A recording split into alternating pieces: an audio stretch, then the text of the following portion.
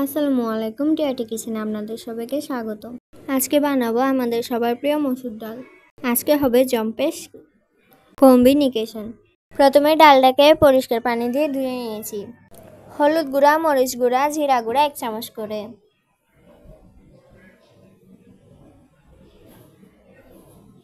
এবার পরিমাণ মতো পানি দিয়ে দিব ডালটি ফুটিয়ে ওঠার জন্য।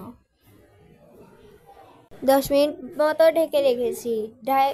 ঢাকনাটা তুলে পর এখন স্বাদ মতো লবণ দিয়েছি, 2-3টা তেজপাতা দিয়ে ভালোভাবে নেড়ে ছেড়ে নিব। ডালটি ফুটিয়ে এসেছে।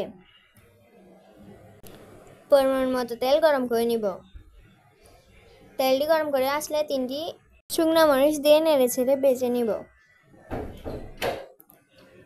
শুকনো মরিচটি ভেজে আসলে রসুন দিয়ে আবারও নেড়ে ছেড়ে নিব।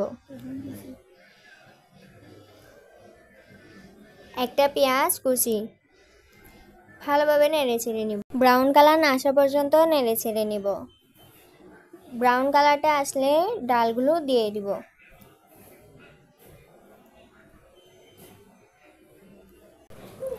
নেড়ে ছেড়ে নিব।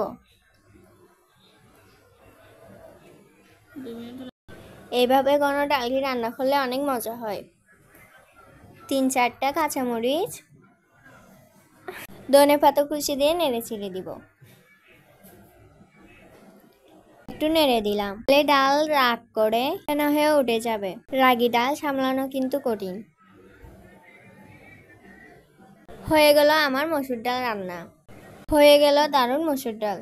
গরম ভাত, 1 চামচ ঘি, আর এই ডাল মনে হবে সুখের হাট বসেছে। ভিডিওটি ভালো লাগলে লাইক দিবেন, কমেন্ট করবেন আর সাবস্ক্রাইব করে আমার সাথে থাকবেন। ধন্যবাদ সবাইকে। আসসালামু আলাইকুম।